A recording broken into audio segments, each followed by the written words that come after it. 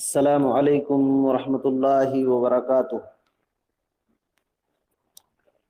الحمد للہ وحدہ والصلاة والسلام علی رسول اللہ صلی اللہ علیہ وسلم وعلی آلہ وصحبہ اجمعین، اما بعد۔ وما آتاکم الرسول فخذوہ وما نہاکم عنہ فانتہوا۔ اللہ تعالیٰ ہی کی تمام تعریف ہے اور تمام نبیوں، رسولوں، پیغمبروں پر اللہ تعالیٰ کی رحمتیں، برکتیں نازل ہوں، خاص کر کے ہمارے آخری نبی جناب محمد الرسول اللہ صلی اللہ علیہ وسلم پر، جن کے ذریعے سے ہم کو سب سے اچھا دین اسلام ملا ہے اور سب سے اچھا طریقہ معلوم ہوا ہے۔ میرے بھائی اور بزرگوں، دوستوں، جیسے کہ ہم لوگوں نے گزشتہ درس میں شیعہ کے تعلق سے، خوارج کے تعلق سے بہت ساری باتیں ہم لوگوں نے سنا تھا۔ انشاءاللہ آج بھی ایک فرقہ کے بارے میں سنیں گے، فرقہ جہمیہ کے بارے میں، فرقہ جہمیہ کے بارے میں۔ اس سے پہلے ایک بات میں ذہن نشین اور تنبیہ کے طور پر کہنا چاہوں گا کہ دیکھیے، ہمارا یہ جو اسلامی تاریخ اور اسلامی مہینہ شروع ہوتا ہے وہ محرم سے ہوتا ہے، اس میں بھی عید منانا نہیں ہے۔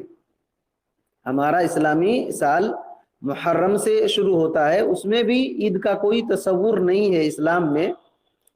اور یہ جو کل 1 تاریخ شروع ہوگا جنوری کا اور 2022 شروع ہوگا، اس میں ہرگز الٹے سیدھے کام نہ کریں، کیونکہ بہت سارے لوگ آج پہلی بار شراب پیئیں گے، بہت سارے لوگ پہلی بار زنا کریں گے، بہت سارے لوگ یہود اور نصارہ کی طرح عمل کریں گے۔ ہرگز ایسا نہ کریں۔ اللہ تعالی ہمارے ایمان کی حفاظت فرمائے۔ آج بہت سارے لوگوں کا ایمان خطرے میں پڑ جائے گا اور بہت سارے لوگ پتہ نہیں یہود اور نصارہ کی طرح عمل کر کے بہت گناہگار بھی ہو سکتے ہیں۔ ہم کو کوئی ایسا عمل نہیں کرنا ہے جو یہود اور نصارہ کے مشابہت ہو جائے۔ بس معمول طریقے سے، جس طریقے سے دوسرے دن پار کر رہے تھے وہی دن ہے، بلکہ آپ یہ حساب لگائیں کہ 1 سال میں ہم کیا کھوئے، کیا پائے، کتنا نیکی کمائے، کتنا علم سیکھے، کتنا ثواب کا کام کیے۔ کیونکہ 1 سال پار ہو گیا تو بولے تو ہماری زندگی کا 1 سال ختم ہو چکا ہے، قبر کے 1 سال ہم قریب ہو چکے ہیں، مرنے کے 1 سال قریب ہو چکے ہیں۔ اتنی بات یاد رکھیے۔ چلیے چلتے ہیں، ہم لوگ جو اصل بات سن رہے تھے فرقہ جہمیہ کے تعلق سے۔ یہ بہت ہی خطرناک ایک فرقہ جہمیہ وجود میں آیا تھا، اور شیخ فرماتے ہیں کہ جہمیہ کے تعلق سے کیا تم کو معلوم ہے؟ یہ جہمیہ جو فرقہ ہے اس کو جہم بن صفوان نے بنایا۔ جہم بن صفوان اس کا بانی ہے، اس فرقے کو ایجاد کرنے والا، بنانے والا، اس کا نام جہم بن صفوان تھا۔ یہ جو ہے جہم بن صفوان، یہ جو پیدا ہوا یہ سمرقند کے خراسان کے علاقے میں پیدا ہوا۔ اور دیکھیے اس نے کہاں علم حاصل کیا، کیسے اس نے سیکھا؟ شیخ فرماتے ہیں کہ الذی تلمذ علی الجعد بن درہم، اس نے تلمذ یعنی شاگردگی اختیار کیا جعد بن درہم، یعنی جہم بن صفوان کا استاد جعد بن درہم تھا۔ جعد بن درہم تھا، اور جعد بن درہم کس کا شاگرد تھا؟ شیخ فرماتے ہیں کہ طالوت کا شاگرد تھا۔ اور طالوت کس کا شاگرد تھا؟ کہتے ہیں کہ طالوت جو ہے، طالوت یہ شاگرد تھا لبید بن عاصم یہودی کا، جس نے نبی صلی اللہ علیہ وسلم پر جادو کیا تھا۔ اب بات سمجھ میں آ رہی ہے کہ جہمیہ فرقہ کتنا خطرناک ہوگا۔ اصل جڑ کہاں تک پہنچ رہی ہے؟ وہ یہودی جس نے نبی صلی اللہ علیہ وسلم پر جادو کیا تھا۔ ایک بات یہاں یاد رکھیے، بہت سارے لوگ یہ سمجھتے ہیں نبی صلی اللہ علیہ وسلم پر کوئی جادو نہیں ہوا تھا، یہ حدیث صحیح کے خلاف ہے۔ لوگ اپنی عقل سے نہیں سمجھ پاتے تو انکار کر دیتے ہیں۔ اللہ کے نبی صلی اللہ علیہ وسلم پر جادو کیا گیا تھا، لبید بن عاصم یہودی نے جادو کیا تھا، تو اسی یہودی نے ان کے بھانجا کا نام طالوت تھا. جیسے کہ امام ابن کثیر رحمۃ اللہ علیہ نے البدایہ والنہایہ کے اندر ذکر کیا ہے کہ طالوت جو ہے یہ لبید بن عاصم کا بھانجا تھا، اور بعض لوگوں نے کہا ہے اس کا داماد بھی تھا. تو یہ جو لبید بن عاصم یہودی تھا، اس سے علم طالوت نے لیا، اور طالوت سے علم جعد بن درہم نے لیا، اور جعد بن درہم سے علم جہم بن صفوان نے لیا، اور جہم بن صفوان نے فرقہ جہمیہ بنایا، فرقہ جہمیہ بنایا. تو معلوم یہ ہوا کہ فرقہ جہمیہ کا بنانے والا جہم بن صفوان ہے، اور اس کا استاد جو ہے جعد بن درہم ہے. اچھا، جعد بن درہم کے بارے میں اتنی بات یاد رکھیے، یہی وہ جعد بن درہم ہے جس کو خالد بن عبداللہ القصری نے قتل کیا تھا. جیسے کہ امام طحاوی رحمۃ اللہ علیہ نے شرح و عقیدہ تحاویہ کے اندر ذکر کیا ہے. امام طحاوی رحمۃ اللہ علیہ نے ذکر کیا ہے کہ خالد بن عبداللہ القصری نے جعد بن درہم کو عید الاضحیٰ کے دن قتل کیا تھا، عید الاضحیٰ کے دن قتل کیا تھا. کیوں؟ وہ کہہ رہا تھا کہ حضرت ابراہیم علیہ السلام اللہ کے خلیل نہیں، موسیٰ علیہ السلام سے اللہ تعالیٰ نے بات نہیں کیا، بہت ساری چیزوں کا انکار کر دیا تھا جعد بن درہم نے. تو خالد بن عبداللہ القصری نے عید الاضحیٰ کے دن لوگوں کو کہا تھا کہ جاؤ تم لوگ اپنے اپنے جانوروں کو ذبح کرو، میں جعد بن درہم کو ذبح کروں گا. اور اس وقت قتل کیا تھا، کیونکہ بہت خطرناک عقیدہ تھا اس کا، جعد بن درہم کا. اور اسی جعد بن درہم سے علم جہم بن صفوان نے لیا تھا. جہم بن صفوان نے جہمیہ کا فرقہ ایجاد کیا. ہوش کی بات اور عبرت کی بات یہ ہے کہ جو جس غلط آدمی سے علم لے گا اسی طریقے سے اس کا غلط عقیدہ ہو سکتا ہے، اور اکثر یہی ہوتا ہے. جو بندہ جس گمراہ فرقے سے اور الٹے سیدھے آدمی سے علم لے گا تو وہ گمراہ ہوگا. جہم بن صفوان گمراہ ہوا. جہم بن صفوان کے بارے میں امام ذہبی رحمۃ اللہ علیہ نے سیر اعلام النبلاء کے اندر لکھا ہے کہ الکاتب المتکلم، کہ بہت بڑا کاتب تھا، رائٹر تھا وہ بہت بڑا. جہم بن صفوان بولے تو معمولی آدمی نہیں تھا، یہ نہ سمجھے کہ کچھ بھی وہ معلوم نہیں تھا اس کو.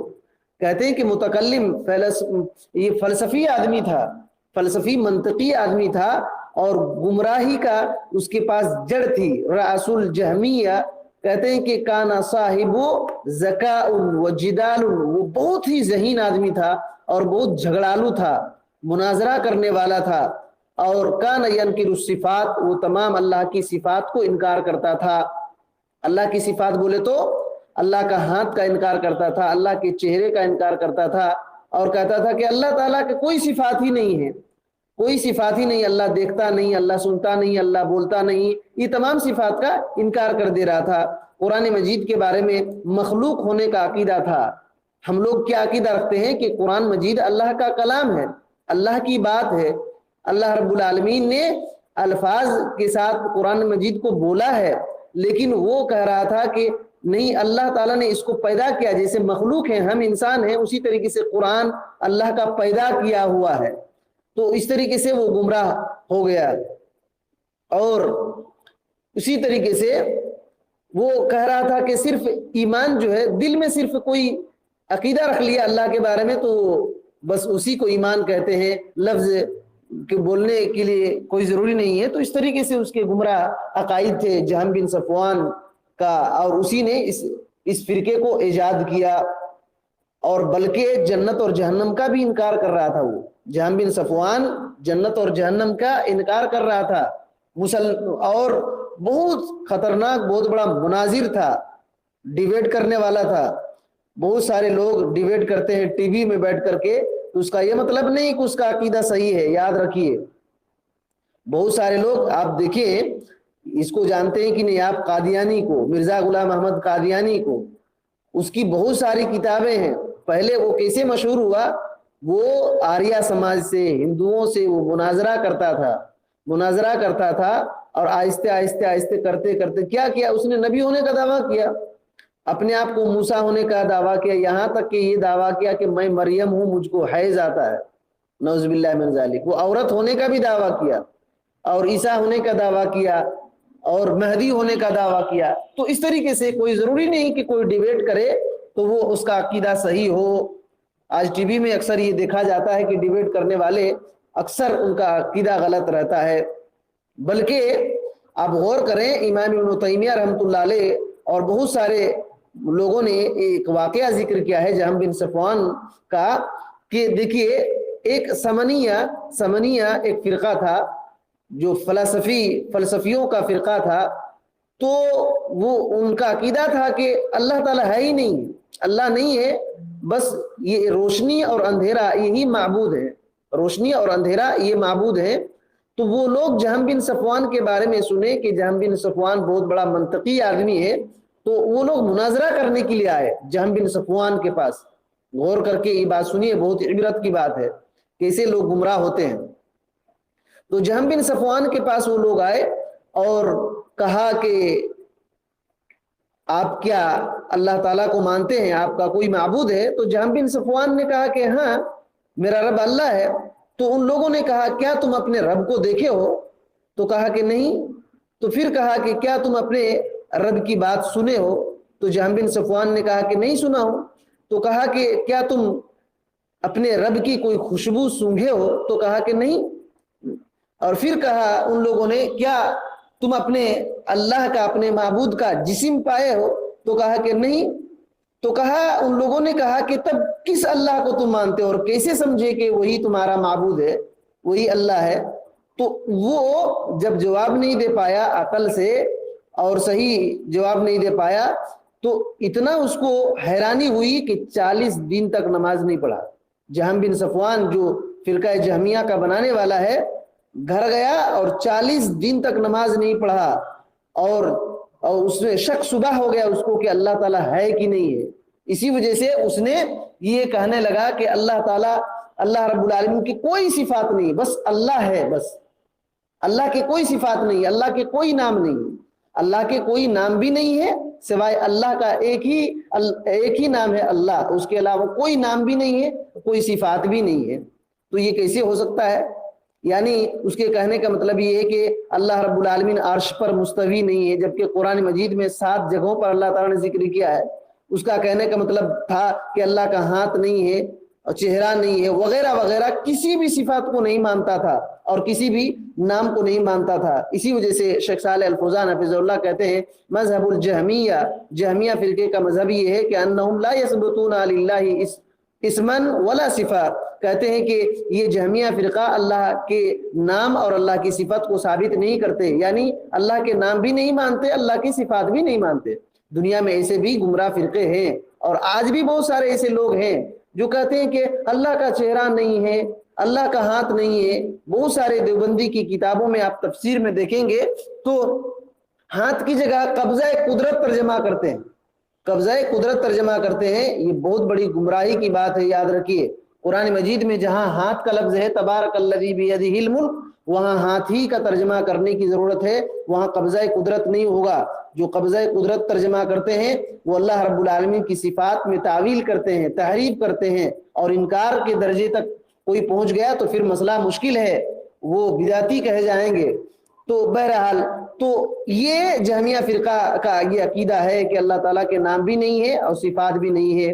وہ لوگ کہتے ہیں کہ صرف اللہ تعالیٰ کی ذات ہے، نام سے خالی، صفات سے خالی ہے، اور کہتے ہیں کہ اگر ہم مان لیں گے اللہ کے نام کو، اللہ کی صفات کو، یہ تو شرک ہو جائے گا. تعجب کی بات ہے. کیا کہہ رہے ہیں اس بات کو سمجھیے. اللہ تعالیٰ ہم سب کو سمجھنے کی توفیق دے. یہ سب باتیں بہت سارے لوگوں کو سمجھ میں نہیں آتی ہے، لیکن جس کو سمجھ میں آتی ہے دنیا میں سب سے اچھا علم اسی کو سمجھتے ہیں. تو یہ بات ہے کہ وہ لوگ فرقہ جہمیہ والے یہ کہتے ہیں کہ اگر اللہ کا نام مان لیں گے تو یہ شرک ہو جائے گا. کیسے؟ کہتے ہیں کہ اگر اللہ کا نام مانیں گے تو مخلوق کا، انسانوں کا بھی تو نام ہے، انسانوں کا بھی نام ہے، تو اسی وجہ سے اللہ کا نام اور انسان کا نام تو یہ تو ایک کی طرح ہو جائے گا. اللہ تعالیٰ تو کسی کی طرح نہیں ہے، اللہ تعالیٰ کسی کی طرح نہیں ہے. تو اس کے نام بھی نہیں ہوں گے. اس طریقے سے ان لوگوں نے انکار کر دیا اور کہا کہ اگر اللہ تعالیٰ کی صفات مانیں گے تو انسان کے بھی تو صفات ہیں, ہاتھ ہے, پیر ہے, وغیرہ وغیرہ, اگر ہم اللہ تعالیٰ کے لیے مانیں گے تو یہ شرک ہو جائے گا. لیکن یاد رکھیے ہم اللہ کی صفات کو مانتے ہیں, اللہ اپنے لائق, اس کی صفات اس کے لائق کی طرح ہے, مخلوق کی صفات مخلوق کے لائق کی طرح ہے. ایک آدمی آدمی ہی ہے, دو آدمی ہیں, دونوں کے پورے پارٹس الگ الگ ہوتے ہیں, صرف نام ایک ہی رہتا ہے, ہاتھ ایک نام ہی ہے. ایک آدمی اگر رحیم, ایک آدمی کا نام زید ہے اور ایک آدمی کا نام خالد ہے, تو زید اور خالد دونوں کے ہاتھ کو ہاتھ ہی کہیں گے, لیکن دونوں کے ہاتھ کیا برابر ہیں؟ رنگ میں, لمبائی میں. ایک انسان کی یہ حالت ہے کہ ایک دوسرے سے بالکل جدا ہے, تو اللہ اور مخلوق کیسے برابر ہو سکتے ہیں؟ صرف نام میں اس طریقے سے لگ رہا ہے لیکن برابر کبھی نہیں ہو سکتے. اس کی تفصیل اگر دیکھنا ہے تو شیخ صالح عثیمین رحمۃ اللہ علیہ کی کتاب عقیدہ الواسطیہ کی شرح آپ دیکھ لیں تو پوری بات سمجھ میں آ جائے گی.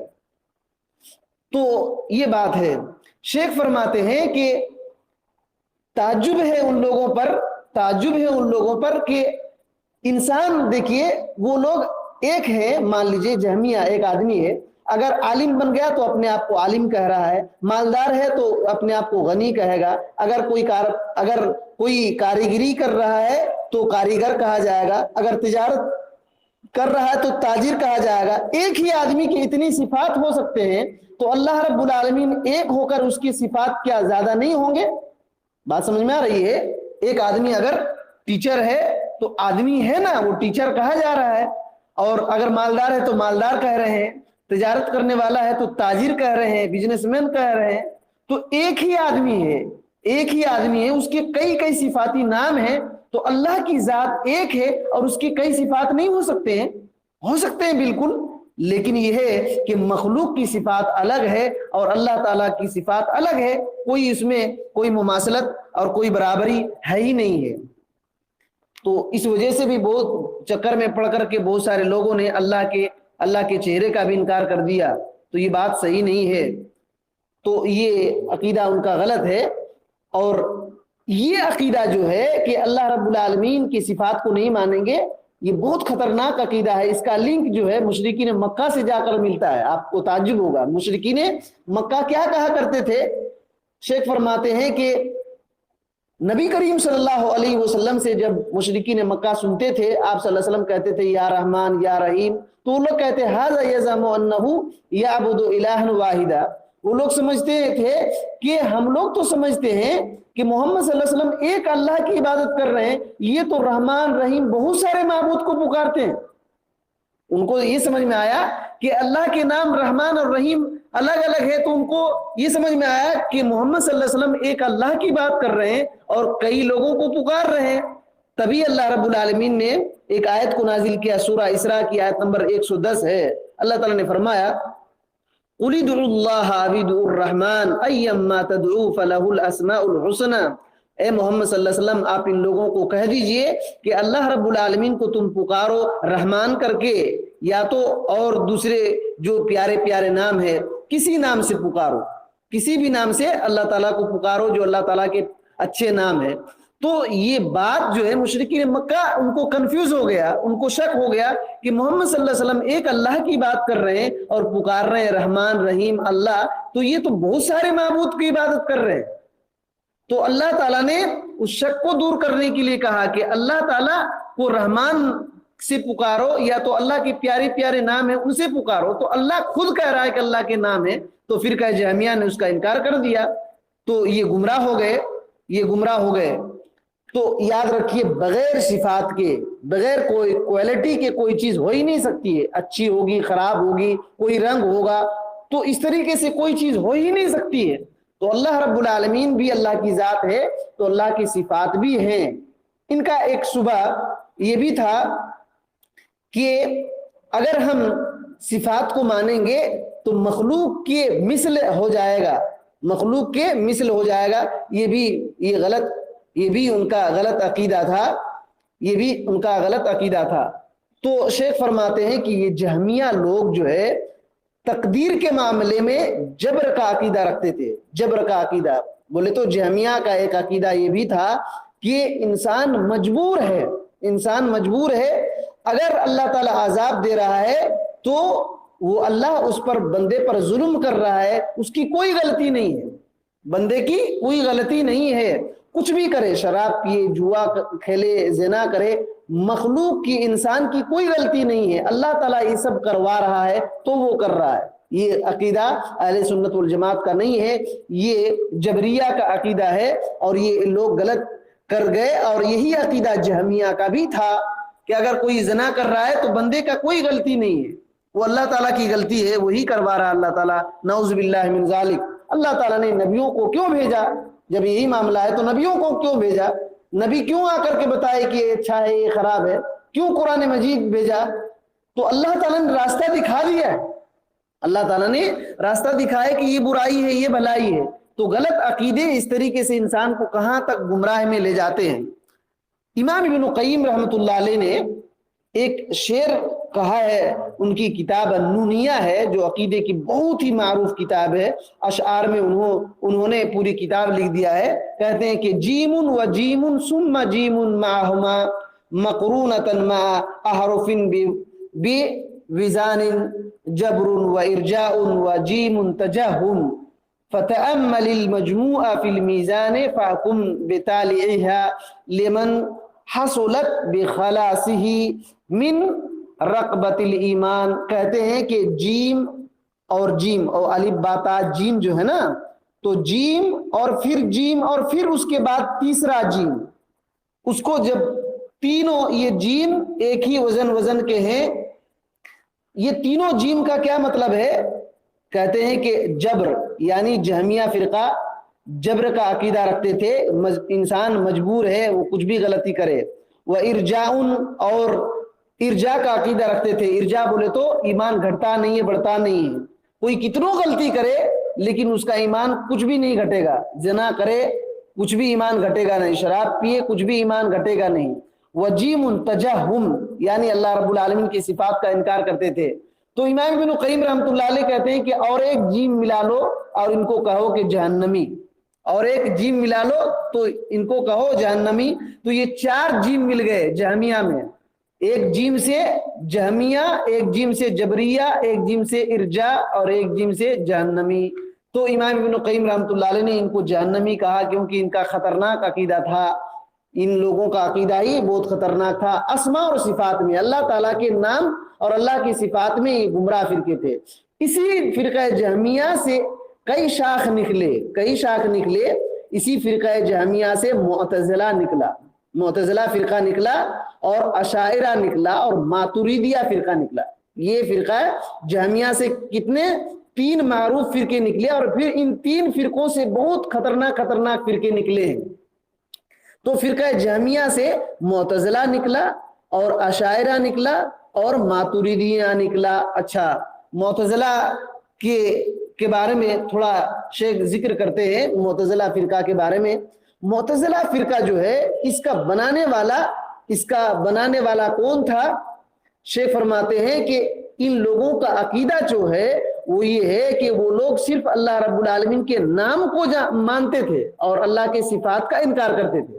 جیسے اللہ تعالیٰ کا ایک نام رحمان ہے، رحیم ہے، علیم ہے، قدیر ہے، الباری ہے، المصور ہے، المالک ہے، القدوس ہے، السلام ہے، المہیمن ہے، الجبار ہے، یہ اللہ کے نام ہے، لیکن ان ناموں کے اندر معنی ہے اس کا انکار کرتے تھے۔ جیسے اللہ کا نام ایک علیم ہے، یعنی جاننے والا، تو وہ معتزلہ فرقہ کہتے تھے ہم صرف نام مانیں گے، وہ جاننے والا اس کا انکار کرتے تھے کہ اللہ جاننے والا نہیں۔ اللہ رب العالمین کا ایک نام بصیر ہے، دیکھنے والا، تو کہتے تھے کہ اللہ رب العالمین بصیر ہے، صرف وہ الفاظ مانیں گے، نام مانیں گے، لیکن ہم اس کے معنی کو نہیں مانتے۔ تو اسی وجہ سے ان لوگوں نے بھی اللہ رب العالمین کے چہرے، اللہ کے ہاتھ وغیرہ کا انکار کر دیا، تو صرف اللہ کے نام مانتے تھے، صفات کا انکار کر دیتے تھے۔ اور یہ لوگ جو یہ فرقہ ہے کس نے بنایا؟ یاد رکھیے، اس کے بنانے کا نام اس کا امام واصل بن عطا تھا۔ واصل بن عطا اس کا نام تھا، اس فرقے کو بنانے والا۔ یہ مدینے میں 80 ہجری میں پیدا ہوا، اب یاد رکھیے مدینے میں 80 ہجری میں پیدا ہوا، یہ 80 ہجری میں امام ابو حنیفہ رحمۃ اللہ علیہ کے بارے میں بھی ذکر کیا جاتا ہے کہ وہ بھی اسی ہجری میں پیدا ہوئے۔ تو یہ جو مدینے میں پیدا ہوا اور خطرناک اس کا عقیدہ بنا، یہ واصل بن عطا کے بارے میں ایک بات آتی ہے کہ اس نے کہا کہ طلحہ، زبیر، حضرت علی رضی اللہ تعالی عنہ اگر یہ ترکاری کی ٹوکری کے بارے میں بھی اگر گواہی دیں تو میں ان گواہی کی بنیاد پر فیصلہ نہیں کروں گا۔ یعنی صحابہ کرام کو بھی اس نے برا بھلا کہا، واصل بن عطا نے۔ یاد رکھیے واصل بن عطا کیسے گمراہ ہوا؟ یہ حسن بصری رحمۃ اللہ علیہ کے شاگرد تھا، بہت خطرناک تھا واصل بن عطا۔ حسن بصری رحمۃ اللہ علیہ بصرہ میں تھے، بہت بڑے امام تھے، یہ تابعی تھے، بہت بڑے تابعی بولے تو صحابہ کے شاگرد تھے حضرت حسن بصری رحمۃ اللہ علیہ۔ حسن بصری رحمۃ اللہ علیہ سے کسی نے پوچھا کہ اگر کسی نے کبیرہ گناہ کیا ہے، بڑا گناہ کیا ہے، جیسے زنا، جھوٹ، چغلی، چاڑی، یہ سب کیا ہے؟ کبیرہ گناہ ہے۔ تو کبیرہ گناہ اگر کسی نے کر لیا تو اس کے بارے میں آپ کا کیا خیال ہے؟ تو حسن بصری رحمۃ اللہ علیہ نے کہا انہ مؤمن ناقص الایمان، وہ تو مومن ہے لیکن اس کا ایمان کم ہے، وہ ناقص الایمان ہے۔ مومن بے ایمان ہی، وہ اپنے ایمان سے مومن ہے، فاسق بے کبیرت ہی، اور کبیرہ گناہ کرنے کی وجہ سے وہ فاسق ہے۔ یاد رکھیے جو آدمی چغلی کرتا ہے، جھوٹ بولتا ہے، وہ مومن تو ہے لیکن پکا مومن نہیں ہے، فسق اس کے اندر ہے اور ایمان کی کمی ہے۔ جتنے بھی کبیرہ گناہ علماء نے 75 امام ذہبی رحمۃ اللہ علیہ نے ایک کتاب لکھا ہے، تقریباً 70 کبیرہ گناہ ذکر کیے ہیں، تقریباً۔ تو کبیرہ گناہ کرنے والے کے بارے میں اہل سنہ والجماع کا یہ عقیدہ ہے کہ کبیرہ گناہ کرنے کی وجہ سے کوئی اسلام سے نہیں نکل جاتا، بلکہ مومن مسلمان ہی رہتا ہے، لیکن اس کا ایمان کمزور ہے۔ جب یہ پوچھا گیا حسن بصری رحمۃ اللہ علیہ سے تو انہوں نے جواب تو دے دیا، لیکن واصل بن عطا نے اس جواب کو نہیں مانا اور اس نے اپنا عقیدہ یہ بنا لیا کہ اگر کسی نے کبیرہ گناہ کیا تو وہ کافر ہو جائے گا، اگر کسی نے جھوٹ بولا، ایک جھوٹ بھی بولا تو وہ کافر ہے، انہ فی المنزلۃ بین المنزلتین، اور اس کا یہ عقیدہ ہے کہ وہ آخرت میں ہمیشہ کے لیے جہنم میں جائے گا، لیکن دنیا میں اس کو مومن بھی نہیں کہیں گے اور کافر بھی نہیں کہیں گے، لیکن مرنے کے بعد قیامت کے دن ہمیشہ کے لیے جہنم میں جائے گا۔ یہ واصل بن عطا کا عقیدہ تھا۔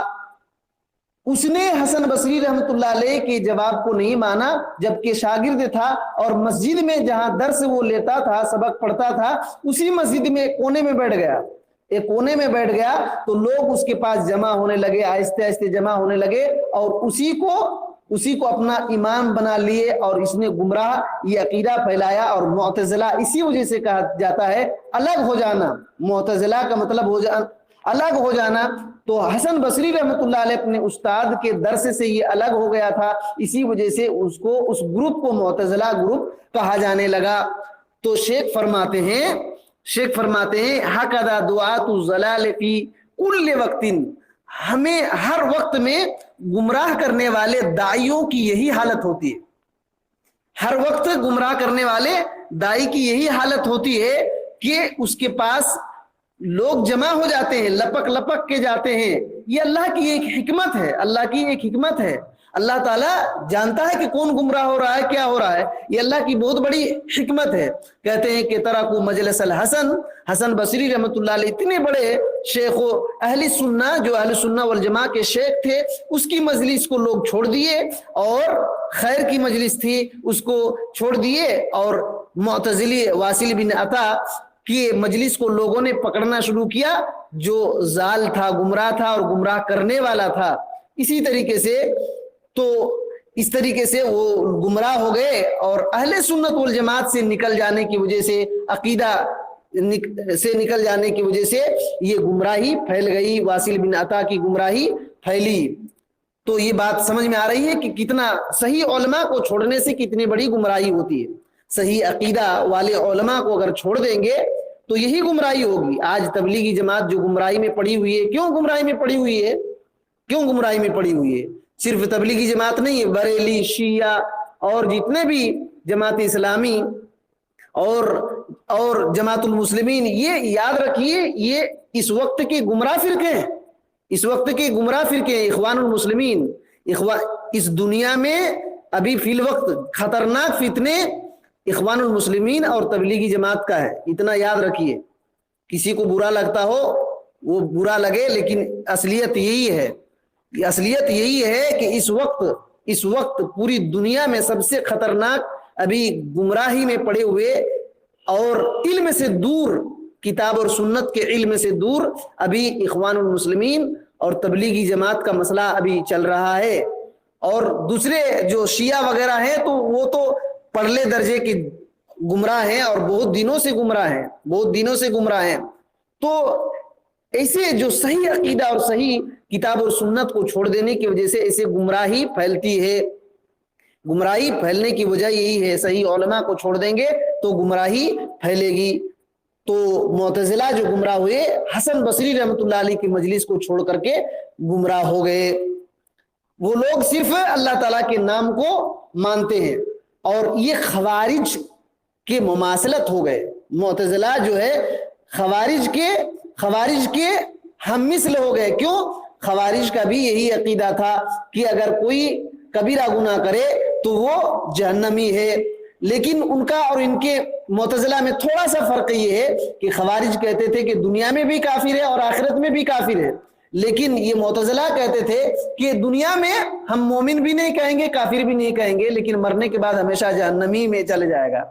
تو شیخ فرماتے ہیں کہ یہ تعجب کی بات ہے کہ یہ لوگ ایک آدمی کو کہتے ہیں کہ مومن بھی نہیں کافر بھی نہیں, تو کیا ہوگا؟